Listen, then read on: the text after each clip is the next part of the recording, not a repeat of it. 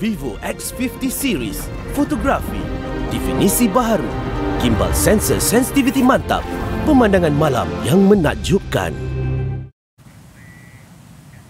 Baik, kita beralih ke sidang Dewan Rakyat. Antara yang menarik, penubuhan Majlis Khas bagi menyimak pelaksanaan Perjanjian Malaysia 1963 MA63. Perkembangannya bersama Siti Khadijah Jaafar di Parlimen. Silakan Khadijah. Ya, kerajaan kini dalam proses akhir untuk memuktamadkan komposisi Majlis Khas bagi menyimak pelaksanaan Perjanjian Malaysia 1963 atau MA63. Timbalan Menteri di Jabatan Perdana Menteri Datuk Hanifah Hasha Taib berkata, penubuhan Majlis Khas itu akan dikemukakan ke Jemaah Menteri dalam masa terdekat. YAB Perdana Menteri telah memberikan mandat kepada YB Menteri Kewangan dan YB Menteri Kanan Kerja Raya bagi membincangkan isu-isu tersebut bersama dengan Kerajaan Negeri Sarawak dan Petronas bagi mencapai penyelesaian secara komersial dengan izin commercial settlement. Berdasarkan pemakluman yang diterima, perbincangan dengan Kerajaan Negeri Sabah akan menyusul selepas ini.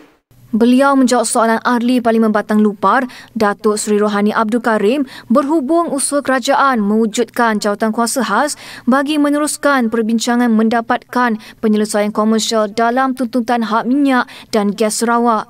Menurut Datuk Hanifah, satu jawatankuasa bersama antara Kerajaan Persekutuan dan Kerajaan Sarawak telah ditubuhkan bagi membincangkan isu berkaitan minyak dan gas serta pemberian khas.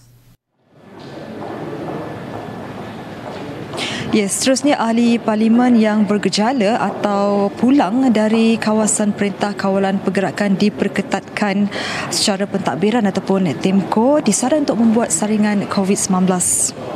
Saran itu dibuat oleh Yang di-Pertua Dewan Rakyat Dato' Azhar Azizan Harun sebagai langkah berjaga-jaga bagi mengekang penularan wabak berkenaan.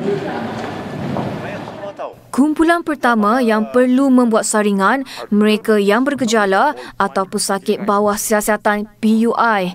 Kedua, pesakit di bawah pengawasan. Ketiga, mereka yang mempunyai hubung rapat dengan kes positif. Keempat ini penting kerana saya tahu Ahli Yang Berhormat pulang ke kawasan masing-masing. Sesiapa yang di dalam kawasan yang diumumkan sebagai MCO atau Enhanced Movement Control Order ataupun TEMCO,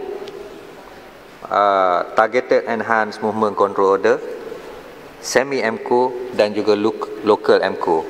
Jadi mana-mana ahli-ahli yang berhormat yang pulang ke kawasan yang merupakan kawasan-kawasan yang tersebut, saya mengikut arahan KKM, maka perlu dibuat ujian sebelum datang semula ke Dewan. Beliau turut memaklumkan penghandang Luksina juga telah dipasang sepenuhnya di setiap tempat duduk bagi membolehkan semua ahli parlimen duduk semula di tempat masing-masing serta sebagai jarak pemisah bagi mengurangkan risiko penularan COVID-19.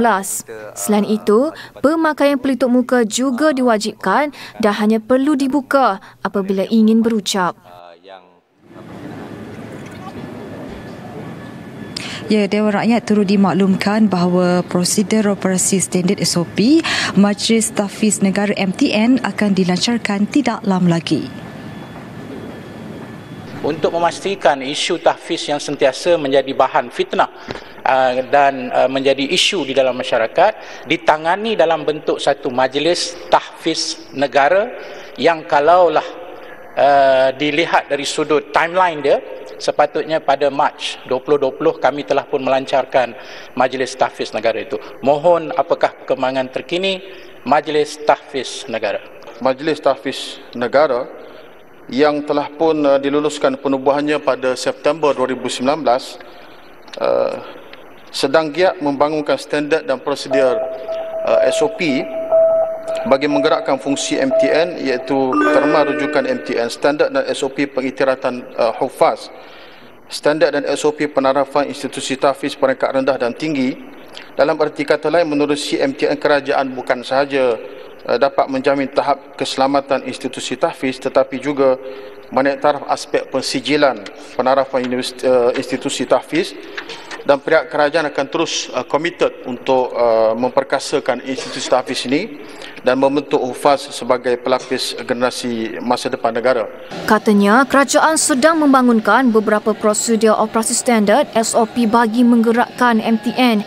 Ia termasuk terma dan rujukan standard MTN, standard dan SOP penarafan hufaz, standard penarafan institusi tahfiz peringkat rendah dan tinggi bagi menjamin tahap keselamatan dan menarik taraf aspek pensijilan tahfiz. Ujarnya, menerusi Belanjawan 2020, peruntukan khas RM100 juta diluluskan, merangkumi RM25 juta kepada sekolah pondok, RM50 juta kepada sekolah tahfiz dan RM25 juta kepada sekolah agama.